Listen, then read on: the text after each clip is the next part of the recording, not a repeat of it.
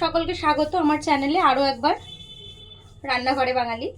তো আজকেও আবার একটা নতুন রেসিপি নিয়ে আমরা হাজির হলাম।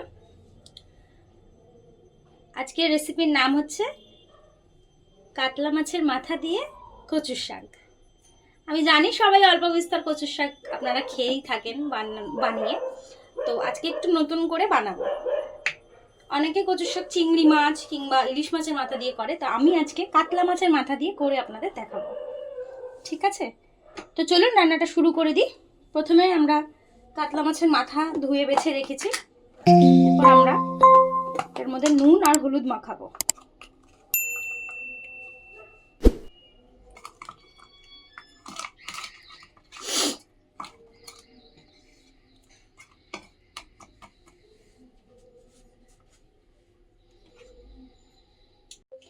এরপরে আগের থেকে কেটে ধুয়ে সিদ্ধ করে রেখেছিলাম আমি কচুর শাকটা।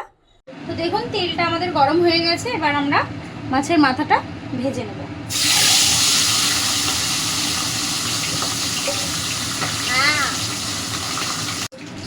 তো দেখুন আমাদের মাছের মাথাটা লাল লাল করে ভাজা হয়ে গেল।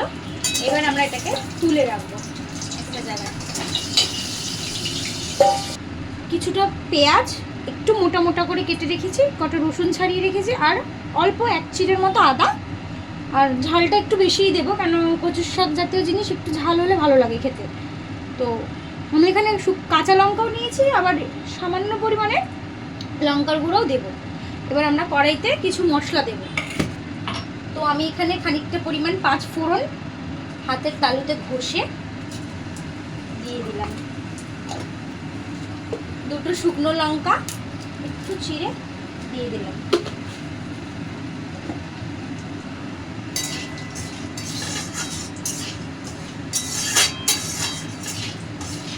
লাল লাল হলে তবে আমি এর মধ্যে, আপনারা এখানে তেজপাতাও দিতে পারেন, কিন্তু আমি তেজপাতা খাই না, তো আমি দিলাম না এই কারণে।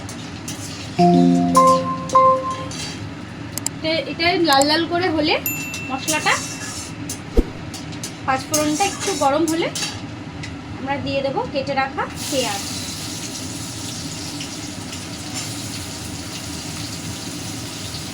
আপনারা এক্ষেত্রে আদাটা একটু কম পরিমাণ দেবেন, রসুনটা একটু বেশি দেবেন।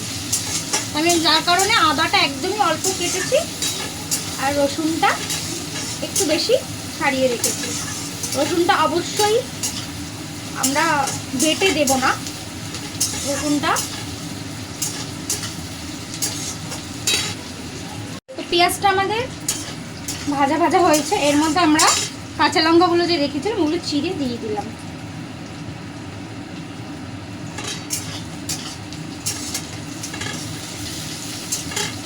এরপর মধ্যে দিয়ে দেবো অল্প করে কেটে রাখা টমেটো।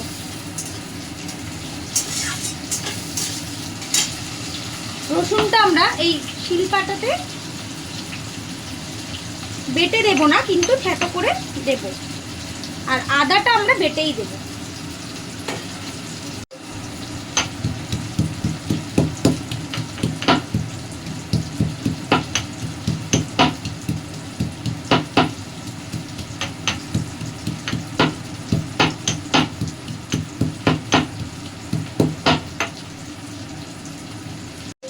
দিয়ে দিলাম আদাটা বেটে।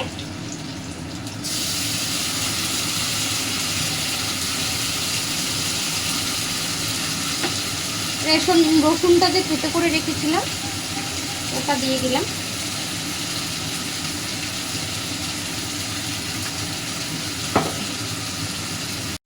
এবার আমরা মশলাগুলো মিশিয়ে নেব। লবণ পরিমাণ মতো,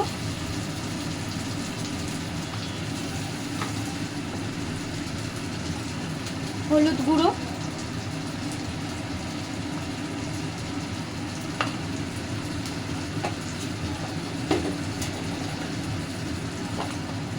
দিয়ে দেবো লঙ্কার গুঁড়ো। ঝালটা একটু বুঝে দেবেন, কেন কাঁচা লঙ্কা চিড়েও দিয়েছি।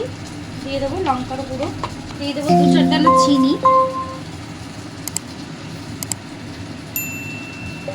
সব মশলাটা ভালো করে কষিয়ে নেব। এর মধ্যে আমরা আগে থেকে ভেজে রাখা মাথাটা অ্যাড করব।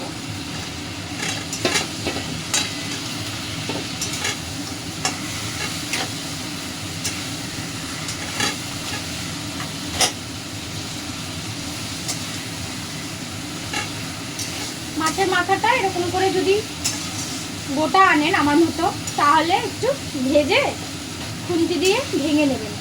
আর যদি পিস করে আনেন তাহলে তো কোনো অসুবিধাই নেই। এটা দিয়ে ভালো করে কষাবো,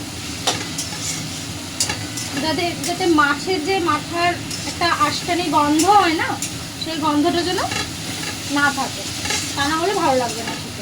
মশলাটা কষা আমার মোটামুটি রেডি। এবার আমরা ঢাকাটা সরিয়ে দেখব। দেখুন তেল ছেড়ে দিয়েছে। এরপর আমরা অ্যাড করব সিদ্ধ করে রাখা কচুর শাকটা।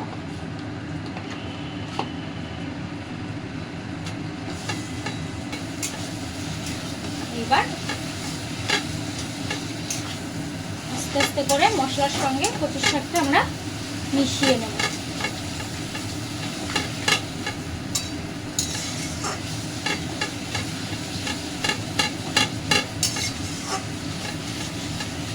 আস্তে আস্তে চাপা ঢাকা দিয়ে দিয়ে আমরা এটা কষাবো। আর এটাকে এই যে কচুর শাকের যে জল ভাবটা সেটা আমরা টানাবো। এটা হতে থাকুক।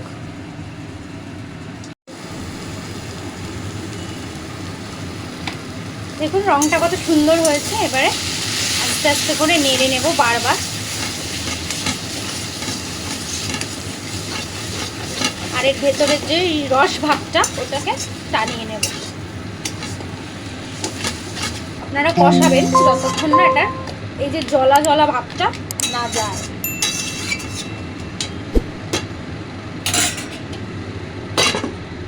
আর ঢাকা চাপা দিয়ে দিলাম। দেখুন গ্যাসের আঁচটা আমার কম রয়েছে। দেখুন আমাদের অলমোস্ট কমপ্লিট। কেমন তেল ছেড়েছে।